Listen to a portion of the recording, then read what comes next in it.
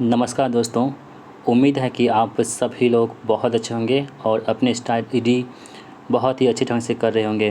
दोस्तों, हम लोग प्लेटफॉर्म बुक के का हम चैप्टर वाइज एमसीक्यू देख रहे थे और हमने अभी तक चैप्टर 4 तक कंप्लीट कर दिया है। आज की इस वीडियो में चैप्टर 5 के सेकंड पार्ट को हम डिस्कस करेंगे। दोस्तों, ये चैप्टर हमारा कौन सा है? इलेक्ट्रिकल, ठीक है, electrical accessories and circuit breaker, ये हमारा चैप्टर है जिसके पार्ट 2 में आप सभी दोस्तों का बहुत बहुत स्वागत है। तो चलिए शुरू करते हैं आज की इस एमसीक्यू वीडियो को आप सभी लोग ध्यान से देखिए और इस वीडियो में लगभग 40 प्लस प्रश्न हैं, तो आप सभी लोग इसे सॉल्व कीजिए और अपना स्कोर कमेंट बॉक्स में बताइएगा कि इस 40 प्रश्न में से आपका स्कोर कितना बन पा रहा है। तो चलिए स्टार्ट करते हैं आज के इस वीडियो को। पहला सवाल कह रहा है कि किसी परिपथ ब्रेकर के कार्य में संपीड़ित वायु की आवश्यकता होती है। तो दोस्तों, आप याद रखेंगे ये जो होती है ABCD जो है ब्रेकर, सर्किट ब्रेकर यानी परिपथ ब्रेकर जो है, इसमें इसकी आवश्यकता होती है। ऑप्शन बी यहाँ पे हमारे प्रश्न का राइट आंसर हमारा हो जाएगा। डैश मामले में घरेलू वायरिंग में MCB सप्लाई ट्रिप की जाती है। दोस्तों, आपके एग्जाम में MCB से फुल फॉर्म पूछे जाते हैं, तो आप लोग याद रखेंगे मिनिएचर सर्किट ब्रेकर MCB का फुल फॉर्म यहाँ पे हो जाता है। और कह रहा है कि किस मामले में घरेलू वायरिंग में MCB सप्लाई ट्रिप कर देते हैं, तो आप लोग दोस्तों याद रखेंगे जो करंट होती है, जो ओवर वोल्टेज करंट होती है, उसमें क्या होती है दोस्तों, MCB हम लोग ट्रिप कर देते हैं। ऑप्शन नंबर डी ऑप्शन सही जवाब हो जाएगा। रीवायरेबल फ्यूज वायर के रूप में किस सामग्री का प्रयोग होता है? तो दोस्तों, आप लोग याद रखेंगे जो रीवायरल फ्यूज होती है ना, इसमें किस सामग्री का इस्तेमाल करते हैं हम लोग? तो हम लोग करते हैं लेड का इस्तेमाल करते हैं। कौन सा? लेड यानी कि PB का इस्तेमाल करते हैं। विद्युत परिपथ को अतितापन से किसके द्वारा बचाया जा सकता है? यानी दोस्तों जो इलेक्ट्रिक सर्किट होती है ना, तो इलेक्ट्रिक सर्किट को अधितापन से यानी कि जो ओवर लोड होती है उससे किसके द्वारा बचाया जा सकता है? तो आप लोग याद रखेंगे जो फ्यूज होती है, फ्यूज के द्वारा हम लोग क्या कर सकते हैं, विद्युत परिपथ को हम लोग ओवरलोड से बचा सकते हैं। DC सप्लाई के मामले में फ्यूज निम्नलिखित में लगाए जाते हैं। तो दोस्तों जो DC सप्लाई होती है, तो इसमें जो हम लोग फ्यूज लगाते हैं वो किस मामले में लगाते हैं? तो आप लोग याद रखेंगे फ्यूज को पॉजिटिव वायर और नेगेटिव वायर इन दोनों मामलों में लगाया जाता है। तो इस प्रकार ऑप्शन सी हमारा यहाँ पे सही जवाब हो जाएगा। अगला प्रश्न कह रहा है कि ऐसा फ्यूज जो निर्धारित विद्युत धारा के मान से काफ़ी अधिक धारा भी केवल कुछ क्षणों के लिए सह सके, उसे हम लोग क्या बोलते हैं दोस्तों? उसे बोलते हैं HRC फ्यूज बोलते हैं। ठीक है दोस्तों, आप सभी लोग कमेंट बॉक्स में बताएंगे हमें कि HRC फ्यूज का फुल फॉर्म क्या होता है। ठीक है, जो भी सीरियस कैंडिडेट हैं उससे उम्मीद करेंगे कि आप सभी लोग इसका आंसर जो है मतलब फुल फॉर्म कमेंट बॉक्स में ज़रूर लिखिएगा। देखते हैं कितने लोग जो है इसको कमेंट बॉक्स में लिखते हैं। मानव शरीर से गुजरने वाली धारा से कोई सनसनाहट महसूस नहीं होती है यदि उसकी मात्रा होती है। यानी कि जो धारा मानव शरीर में गुजरती है ह्यूमन बॉडी में, उससे किसी प्रकार की सनसनाहट महसूस नहीं होती। कब महसूस नहीं होती है? जब धारा की मात्रा कितनी होती है दोस्तों? तो आप लोग याद रखेंगे 1 मिली एम्पियर से जब कम होती है धारा, तब जो है मानव शरीर में कोई सनसनाहट महसूस यहाँ पे नहीं होती है। ये सभी प्रश्न जो है आपके एग्जाम में पूछे गए कहीं ना कहीं, तो इसे आप लोग याद रखेंगे। HRC फ्यूज से तात्पर्य है दोस्तों, यहाँ पे आपके फुल फॉर्म पूछ ही लिए गए हैं। तो अब उम्मीद करते हैं कि जिन्होंने वीडियो को पॉज करके लिखा होगा तो यहाँ से आप आंसर मिला लेंगे कि आपने सही लिखा था या नहीं। तो दोस्तों HRC फ्यूज का मतलब होता है कि हाई रप्चरिंग कैपेसिटी फ्यूज। क्या होती है?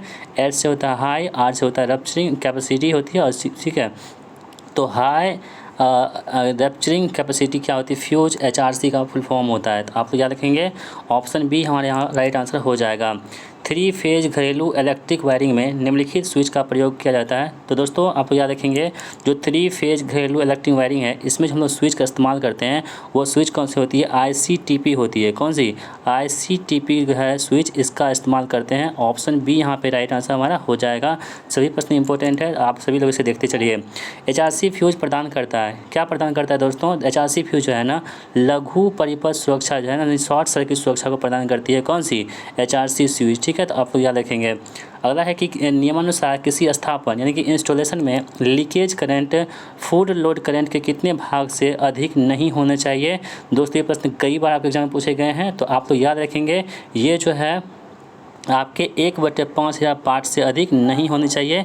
इसलिए ऑप्शन सी यहाँ पे हमारे प्रश्न का राइट आंसर हमारा हो जाएगा। दोस्तों आप सभी लोग हमारे चैनल पर बने रहिएगा, आप सभी को हम अच्छी तैयारी यहाँ पे करवा देंगे। जितने भी MCQ है ना, सभी को आपको हम दिखा देंगे, जिससे कि आपको एग्जाम में कोई प्रश्न नया नहीं देखने को मिलेगा, लगेगा कि हम कहीं ना कहीं इस चीज़ को देखे हुए हैं। इसके लिए क्या करना होगा, चैनल को सब्सक्राइब कर लीजिएगा। यदि आप नए हैं तो इस वीडियो को थोड़ा सा शेयर भी कर दीजिएगा अपने दोस्तों के साथ में। इससे क्या होगा, आपको और अच्छी समझ में आएगी। ठीक है, तो अगला प्रश्न कह रहा है यहाँ पे घरेलू वायरिंग में सामग्री और केबल का आकलन किसकी आवश्यकता होती है? तो दोस्तों आप लोग याद रखेंगे, वायरिंग चित्र और परिपथ चित्र के लिए हम लोग इसका इस्तेमाल करते हैं, ठीक है। घरेलू वायरिंग में स्विच सदैव फेज में लगाया जाता है, न्यूट्रल में नहीं। इसका क्या कारण है? तो दोस्तों देखिए, जो डोमेस्टिक वायरिंग होती है ना, इसमें स्विच जो होती है सदैव फेज में लगाते हैं, ठीक है। किस में लगाते हैं? फेज में लगाते हैं, न्यूट्रल में नहीं लगाते हैं। इसका कारण ये होता है, इसका उद्देश्य ये होता है दोस्तों, क्योंकि व्यक्तियों की सुरक्षा करनी होती है, ठीक है। इसलिए हम लोग क्या कर सकते हैं, इसमें न्यूट्रल में नहीं लगाते हैं। एक अच्छे फ्यूज तार में कौन सा गुण होना चाहिए? अब देखिए, अब एक अच्छा फ्यूज तार है, उसमें कौन कौन सा गुण होना चाहिए, मतलब कि आप कैसे चूज कीजिए कि एक अच्छा फ्यूज तार है? तो इसके लिए दोस्तों आपको क्या देखना होगा, इसके लिए आपको देखना होगा कि इसकी न्यून विशिष्ट प्रतिरोध होनी चाहिए, यानी इसकी प्रतिरोध जो होने चाहिए, रेसिस्टेंस, वो कितनी होनी चाहिए? तो न्यून यानी कि कम होनी चाहिए। और जो गलन बिंदु है दोस्तों, वो क्या होना चाहिए? निम्न होनी चाहिए, ठीक है। तो ये दोनों यदि आप बातें जिस तार में है, जिस फ्यूज तार में है, वो क्या होगी? अच्छी फ्यूज तार होगी, आप उसे ले सकते हैं। फ्यूज सामग्री के रूप में निम्नलिखित में से किसका प्रयोग नहीं किया जाता है दोस्तों? तो आप तो याद रखेंगे, जो हम लोग सिल्वर का प्रयोग करते हैं, एल्युमिनियम का प्रयोग करते हैं, कॉपर का प्रयोग करते हैं, जबकि कार्बन का इस्तेमाल जो होती है फ्यूज सामग्री में हम लोग नहीं करते हैं। तो आपको क्या पूछा जा रहा है? नहीं वाला। तो ऑप्शन नंबर डी यहाँ पे इस प्रश्न का राइट आंसर हो जाएगा। HRC फ्यूज का प्रयोग मुख्यतः निम्नलिखित में किया जाता है दोस्तों। अभी तुरंत हम बताए थे आपको, HRC फ्यूज का इस्तेमाल जो हम लोग करते हैं 3 फेज सिस्टम के लिए करते हैं। किसके लिए? 3 फेज सिस्टम के लिए। यदि आपको नहीं याद रहे तो HRC देखिए कितना वर्ड है, 3 वर्ड है। तो 3 वर्ड है, तो यहाँ पे आपको याद रखेंगे 3 फेज सिस्टम के लिए यहाँ पे उपयोग करते हैं HRC फ्यूज का, ठीक है। तो यहाँ पे थोड़ा सा आप दिमाग लगा कर भी काम चला सकते हैं। फ्यूज वायर में निम्नलिखित में से 2 विशेषताएं होनी चाहिए। अभी हम तुरंत बताए थे आपको, इसकी विशेषता होना चाहिए कि निम्न प्रतिरोध होना चाहिए और निम्न जो है गलनांक होनी चाहिए। किसमें? फ्यूज वायर में। तो आप लोग याद रखिएगा, जब भी फ्यूज वायर की बात करें कि अच्छा फ्यूज वायर कौन सा होगा, तो उसमें क्या होना चाहिए? तो निम्न प्रतिरोध, यानी जो रेसिस्टेंस होता है उसका, वो कम होनी चाहिए, ठीक है। और जो गलनांक होती है दोस्तों, मेल्टिंग पॉइंट, वो भी क्या होना चाहिए? कम होनी चाहिए। तो ये दोनों चीज़ें हैं यहाँ पे कम होगी, तब जाके क्या होगा यहाँ पे, जो मतलब कि एक अच्छा फ्यूज माना जाएगा। तो ऑप्शन डी यहाँ पे राइट आंसर हमारा हो जाएगा। सीलिंग रोज सामान्यतः डैश फिट किया जाता है। तो सीलिंग रोज दोस्तों आप याद रखेंगे, इसमें हम लोग दीवारों में क्या करते हैं? सीलिंग रोज को फिट करते हैं। आप लोग इसे देखे ही होंगे। स्विच, सॉकेट, प्लग, होल्डर इत्यादि डैश से बने होते हैं। तो दोस्तों आप याद रखेंगे, ये जो होती है बेकेलाइट जो पदार्थ होते हैं, इससे बने होते हैं। कौन सा? स्विच होते हैं, सॉकेट होते हैं, प्लग होते हैं, होल्डर होते हैं, ये सभी किससे बने होते हैं? बेकेलाइट से बने होते हैं, ठीक है। तो ऑप्शन सी यहाँ पे राइट आंसर हमारा हो जाएगा। कंसील तंत्र में सैडल स्विच को बॉक्स से लगभग कितनी दूरी पर लगाया जाता है? तो दोस्तों ये बॉक्स से कितनी दूरी पर? 30 सेंटीमीटर की दूरी पर लगाया जाता है, आप लोग याद रखेंगे। अगला सवाल कह रहा है कि एक पोल MCB का प्रयोग सामान्यतः किसके लिए करते हैं? तो एक पोल जो MCB है, इसका इस्तेमाल हम लोग किसके लिए करते हैं दोस्तों? तो आप लोग याद रखेंगे, छोटे आवासों के लिए हम लोग करते हैं, ठीक है। किसी परिपथ में सबसे कमज़ोर हिस्सा क्या होता है? तो किसी भी परिपथ में सबसे कमज़ोर हिस्सा होता है दोस्तों, वो क्या होता है? फ्यूज होता है। कमज़ोर इसलिए होता है दोस्तों कि अगर किसी मतलब कि ओवर वोल्टेज हो जाए, ठीक है, ओवरलोड हो जाए, तो इसकी जो तंतु होती है वो टूट जाती है। इसलिए निम्न गलनांक रखा जाता है, क्योंकि तंतु यदि नहीं टूटेगा तो इसके साथ जितने उपकरण लगे होते हैं घर में, वो सभी के सभी क्या होंगे? ख़राब हो जाएंगे। तो इसको बचाने के लिए दोस्तों हम लोग क्या करते हैं? तो यहाँ पर फ्यूज का जो गलनांक होती है उसको कम रखते हैं, ठीक है। चलिए बढ़ते हैं अगले सवाल की ओर। फ्यूज को डैश में संयोजित किया जाना चाहिए दोस्तों। देखिए स्विच जो है ना, स्विच को हम चरण संवाहक के साथ श्रृंखला में, यानी कि सीरीज में क्या कर सकते हैं? हमको संयोजित करना चाहिए, ठीक है। तो ऑप्शन डी यहाँ पे राइट आंसर हमारा हो जाएगा। फ्यूज वायर की रेटिंग सदैव निम्नलिखित में विभक्त की जाती है। ये प्रश्न बहुत ज़्यादा इंपॉर्टेंट है। जो फ्यूज वायर होती है, इसकी जो रेटिंग होती है, रेटिंग हम किस में व्यक्त करते हैं दोस्तों? तो आप लोग याद रखेंगे, जो रेटिंग को जो है ना, हम लोग एम्पियर में व्यक्त करते हैं, ठीक है। ऑप्शन डी यहाँ पे राइट आंसर हमारा हो जाएगा। नेशनल इलेक्ट्रिकल कोड 2011 के अनुसार नाइप स्विच की डैश पर निर्धारित किए जाते हैं। तो नाइप स्विच की हम बात करें अगर, तो 1000 एम्पियर पे क्या होती है? यहाँ पे निर्धारित की जाती है। दिया हुआ चित्र किसको दर्शाता है दोस्तों? ये जो चित्र आपके पास दिख रहा है, ये किसको डिनोट कर रहा है? तो आप याद रखेंगे, ये tumbler type single way switch है, इसको डिनोट कर रहा है। ऑप्शन बी यहाँ पे राइट आंसर हो रहा है। दोनों तरफ के स्विच के लिए किस प्रकार की वायरिंग की आवश्यकता होती है? देखिए दोनों तरफ के स्विच के लिए किस प्रकार की वायरिंग की आवश्यकता होती है? तो आप लोग याद रखिएगा, जो सीढ़ी नुमा होती है ना, ठीक है, तो सीढ़ी नुमा वायरिंग होती है वो दोनों तरफ के स्विच के लिए वायरिंग के लिए इस्तेमाल होती है। ये भी प्रश्न पूछे गए हैं। ऑप्शन डी यहाँ पे राइट आंसर हो जाएगा। एक पारंपरिक सीढ़ी की लाइटिंग के 2 तरफा स्विच में न्यूनतम कितने होंगे? तो आप याद रखेंगे 3 टर्मिनल होंगे। कितने होंगे? 3 टर्मिनल यहाँ पे न्यूनतम हो जाएंगे। किसी सर्किट ब्रेकर पर किए गए शॉर्ट सर्किट जांच में सिंगल आवृत्ति ट्रांसिएंट पर निम्नलिखित रीडिंग प्राप्त हुआ था। पहला है पीक रीस्टार्टिंग वोल्टेज तक पहुंचने का समय यहाँ पे 40 दे रखा है और पीक रियास्टिंग वोल्टेज समय 150 किलो वोल्ट दे रखा है। तो सर्किट के दोलन की प्राकृतिक आवृत्ति कितनी होगी? तो दोस्तों आप याद रखेंगे 12.5 किलो हर्ट्ज जो है यहाँ पे आंसर हो जाएगा। जी सीरीज मिनिएचर सर्किट ब्रेकर यानी कि एमसीबी का इस्तेमाल निम्नलिखित में से किस उपकरण की सुरक्षा के लिए करते हैं?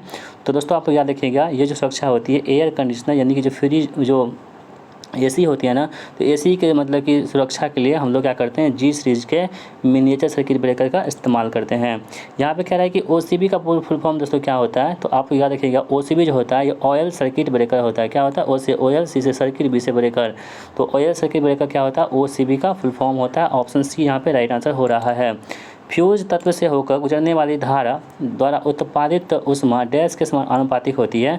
तो आपको याद रखिएगा ये होती है I² RT के क्या होती है? आनुपातिक हो जाती है। ठीक है। तो दोस्तों अगर आपको मेरी वीडियो पसंद आ रही है तो वीडियो को लाइक कर दीजिए, इस वीडियो को अपने दोस्तों के साथ शेयर भी कर दीजिए। तेल से भरे और गैस दाब का उपयोग किसके लिए करते हैं? तो तेल से भरे और गैस दाब का उपयोग करते हैं 60 किलो वोल्ट से 132 किलो वोल्ट के बीच में के लिए हम लोग इसका इस्तेमाल करते हैं। समान परिस्थितियों के साथ साथ असमान स्थितियों के अधीन एक पावर सर्किट का निर्माण और विच्छेदन में सक्षम डिवाइस को हम लोग क्या बोलते हैं? तो इस डिवाइस को हम लोग बोलते हैं सर्किट ब्रेकर। क्या बोलते हैं? सर्किट ब्रेकर कहते हैं। निम्नलिखित किस सर्किट ब्रेकर को शोर परेशानी का संभावित स्रोत माना गया है? तो दोस्तों आप याद रखिएगा एयर सर्किट ब्रेकर को शोर संभावित परेशानी का मतलब सबसे अधिक शोर जो करता है यहाँ पे एयर सर्किट ब्रेकर करता है। ऑप्शन ए यहाँ पे राइट आंसर हो रहा है। नेशनल इलेक्ट्रिकल कोड यानी कि NEC के अनुसार मोटर लोड के लिए ओवरलोड रिले सेटिंग कितनी होनी चाहिए? तो आप याद रखिएगा 125% कुल कोड करंट से होनी चाहिए। ऑप्शन बी यहाँ पे राइट हो रहा है। सर्किट ब्रेकर में उस करंट को क्या कहा जाता है जो संपर्क के अलग होने के पहले मौजूद रहता है? तो दोस्तों उसे हम लोग क्या बोलते हैं? ब्रेकिंग करंट कहते हैं। ठीक है। एक परफेक्ट डिफ्यूजर सतह वह है जो वो क्या है जो तो प्रकाश के सभी दिशाओं में समान रूप से परिकीर्णित करती है। ऑप्शन ए यहाँ पे राइट हो रहा है। रिले का मुख्य कार्य क्या होता है?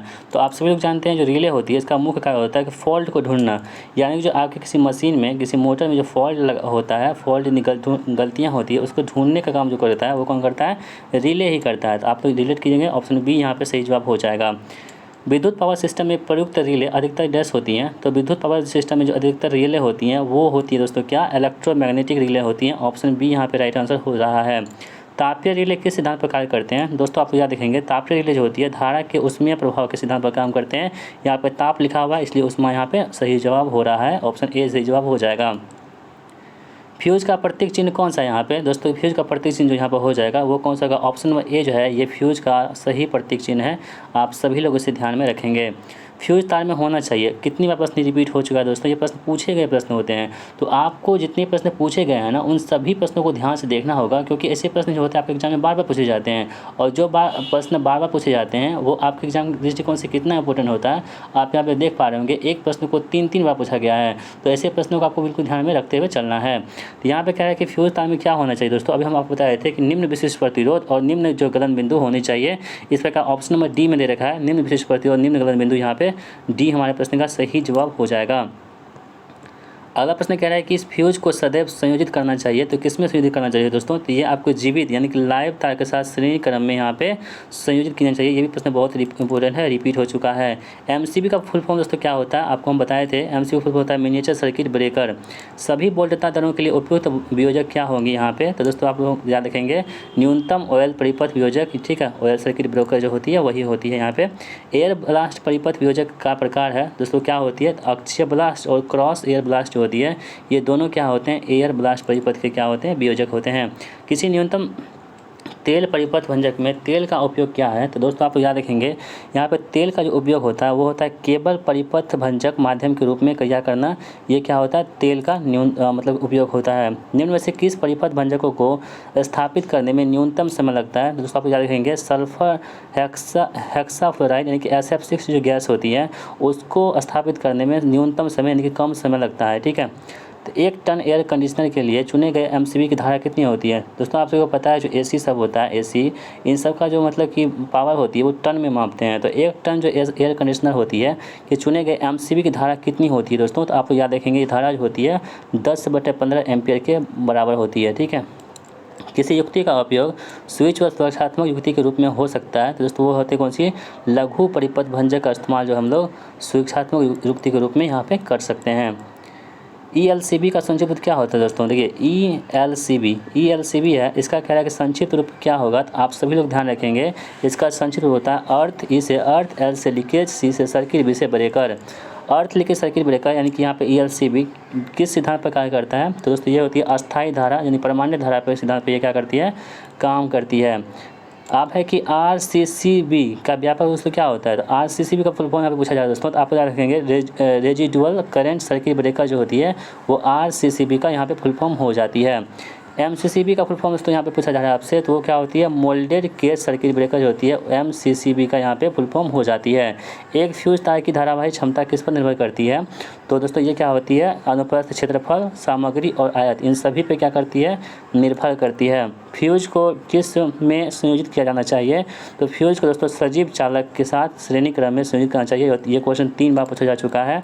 फ्यूजिंग कारक को डैश के बीच अनुपातिक रूप में परिभाषित किया जाता है। तो फ्यूजिंग कारक जो होती है इसको न्यूनतम फ्यूजिंग विद्युत धारा और रेटेड के साथ विद्युत धारा में प्रवाहित की जाती है। ऑप्शन सी यहाँ पे राइट हो जाती है। और दोस्तों आज की इस वीडियो का लास्ट प्रश्न हमारा होगा कि मध्यम स्तर के लोड के लिए सुरक्षात्मक उपकरण की फ्यूजिंग फैक्टर कितना होता है? दोस्तों वो कितना होता है, 1.45 होता है। ठीक है, तो इस प्रकार ऑप्शन बी यहाँ पे राइट हो रहा है। तो दोस्तों इस प्रकार जो हमने प्लेटफॉर्म बुक का जो है चैप्टर 5 तक कंप्लीट कर दिया और सभी का हमने प्लेलिस्ट भी बना दिया आप सभी के लिए। यदि आपने इस वीडियो को नहीं देखा है तो प्लेलिस्ट जाइए, विजिट कीजिए और सभी प्रैक्टिस सेट को सॉल्व कर लीजिए, यानी कि जो MCQ हैं उन सभी को सॉल्व कर लीजिए, क्योंकि MCQ जो है ये आपके एग्जाम में पूछे गए कहीं ना कहीं, इलेक्ट्रीशियन के एग्जाम में। पूरे भारत की बात कर रहे हैं हम, तो आपके लिए इम्पोर्टेंट है, तो सभी वीडियो को आप देख लीजिएगा, आपके एग्जाम में बहुत ही इससे फ़ायदा होगा। तो चलिए मिलते हैं नेक्स्ट वीडियो में, तब तक के लिए जय हिंद, वंदे मातरम।